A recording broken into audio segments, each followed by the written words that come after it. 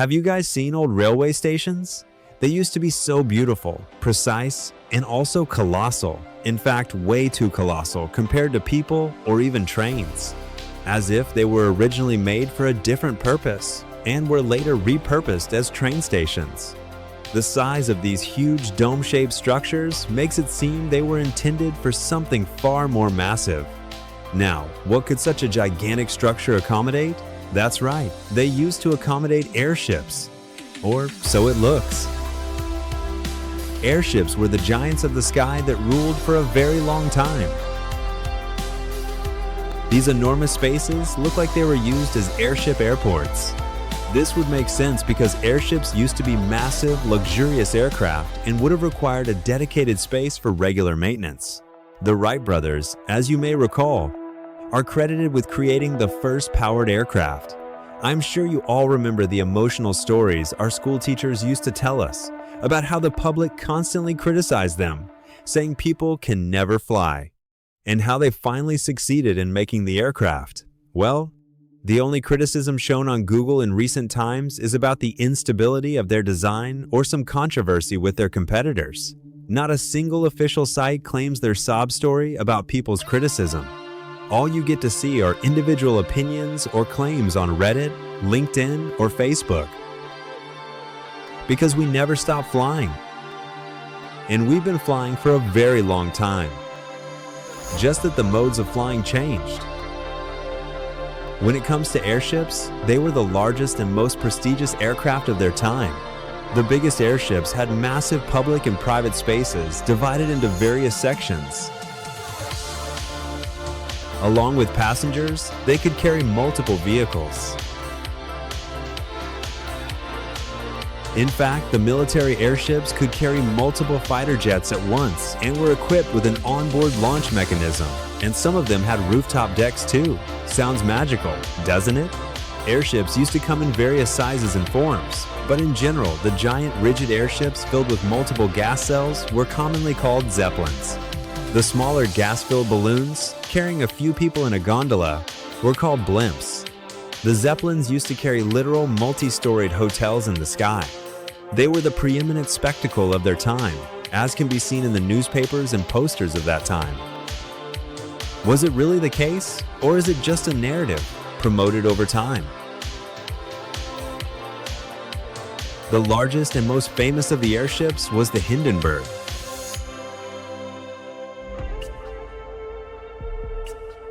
This is the backside of a picture taken by someone during their journey on the Hindenburg. Before, of course, it met its unfortunate fate. Was the Hindenburg disaster really a tragedy, or was it a cover-up? Were these building tops used only as docking stations, or were they primarily used as charging stations for airships? It is said that these pointed building tops used to harness huge amounts of free energy from the atmosphere. This free energy would then power airships and other electrical systems, but you can trace a common factor here. This information is only available in drawings and paintings, and not in photos or videos. If someone can imagine this type of technology, they may as well want to materialize it. Moreover, such intricate designs could only be imagined if these technologies were in fact available. But this essential part is always hidden, making the facts look vague and giving more room for lies to propagate. These huge buildings, like the Empire State Building or the Eiffel Tower, were used as charging stations by the airships. The mainstream says that these tower tops or building tops were used for docking.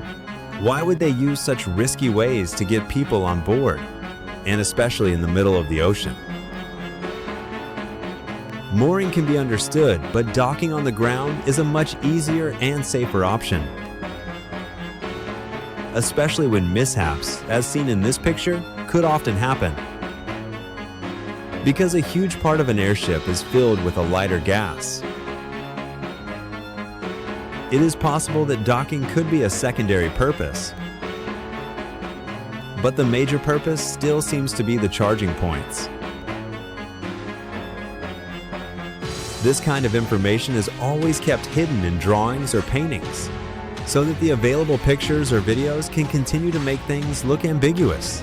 And such narratives as docking stations can be propagated easily. But even today, many people claim to have seen these building tops glowing with lights, if these pictures are to be believed. But it's not even that difficult to believe in free atmospheric energy. Remember when we used antennas to get a TV signal just a couple of decades ago? And signals are also a form of free energy.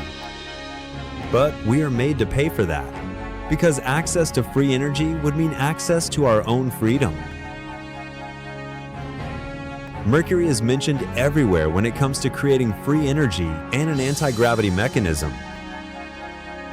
And whoever in today's time has tried to explore these subjects has been silenced. Like many NASA scientists who have recently died under very mysterious circumstances. Most of them were studying anti-gravity, advanced propulsion, and energy works.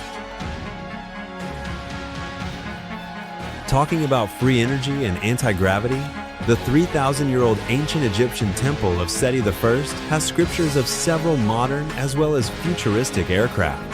One can say that advanced propulsion and high-tech aircraft have existed for thousands or maybe millions of years. And in the Hindu religion, there is an ancient text solely dedicated to the advanced crafts called the Vaimanika Shastra. These crafts show some really advanced technology that's beyond all the rules of aerodynamics. This Shastra and its Vimanas are actively studied all across the world, and the same scientists and governments who call this pseudoscience are using these technologies in secret. The Vaimanika Shastra also mentions the use of mercury for creating an enormous amount of free energy that works at the quantum level for advanced propulsion and harnessing electro-magnetism, meaning an anti-gravity mechanism. Tripura Vimana looks exactly like an airship. This Vimana could run on land, air, and ocean, and possibly could do interdimensional voyages as well. So it is possible that these metaphysical beings have been here with us, not just billions or millions of years ago, but also maybe less than 150 years ago. The actual reality of airship is kept hidden from us up to a large extent.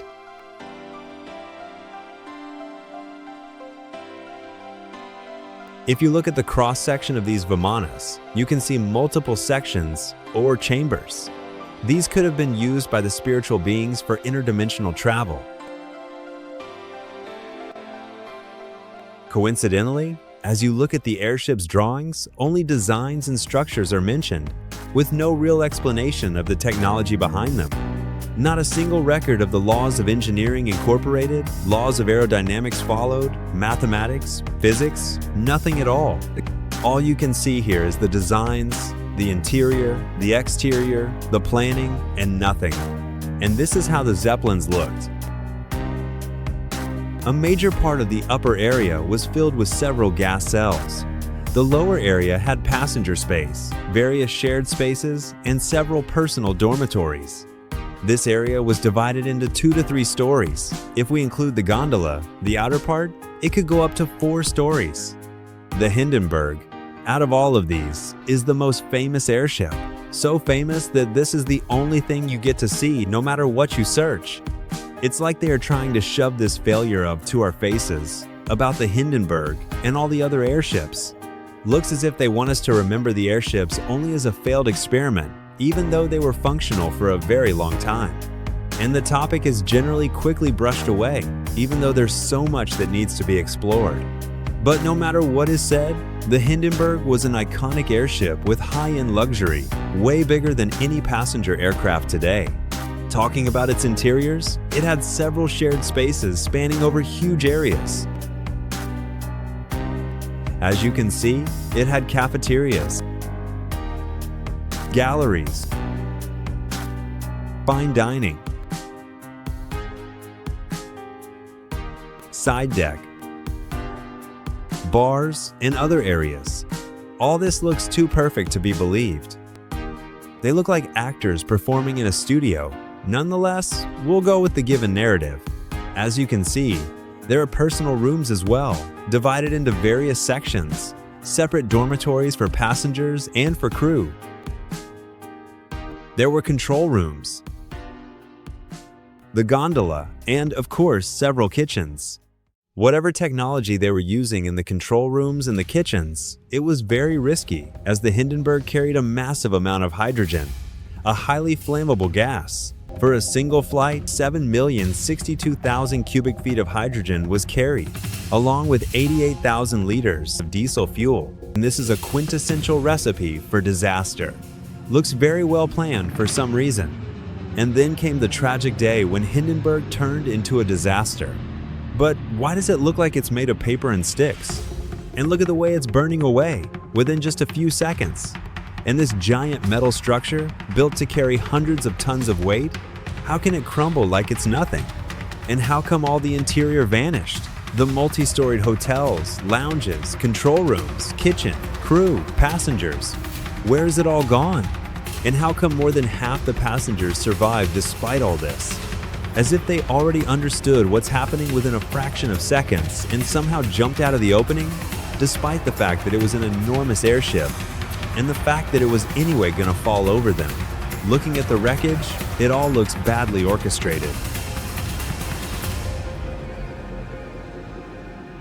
Before this disaster, the Hindenburg took at least 40 to 50 flights between Germany and the US. After this disaster, a couple more disasters followed. Another coincidence? Because today's aircraft go through more such accidents that cause greater loss of life, finances, and non-renewable fuels. But we don't see these modern aircraft getting canceled or discontinued. The airship mystery is way more entangled than we can imagine. For example, look at these pictures. If you look closely, you can see that they have been cropped abruptly. A badly done job. As you can clearly see, if we could see the actual pictures, we'd be able to see this. Skies filled with airships.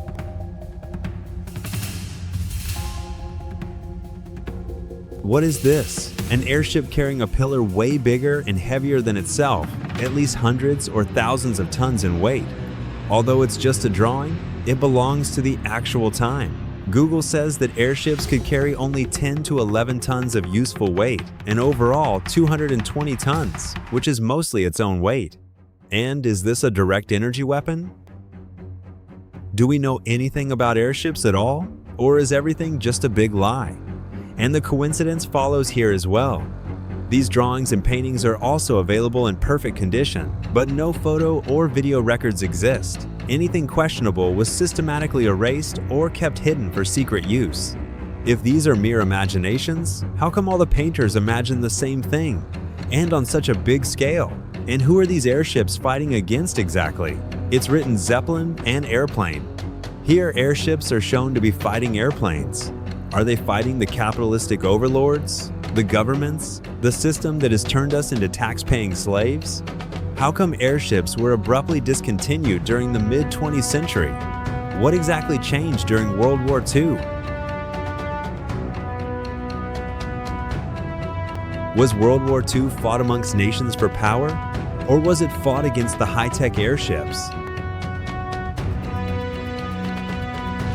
and the advanced civilization of Tartaria? As I said, the essential information is kept in drawings and paintings only, and the pictures and videos make the reality look really vague, and the lies and ambiguity continue. But look at this picture. It is an actual picture from a 1913 Philadelphia newspaper.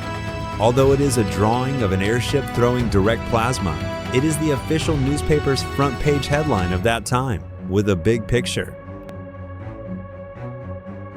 Like, subscribe, and press the bell icon.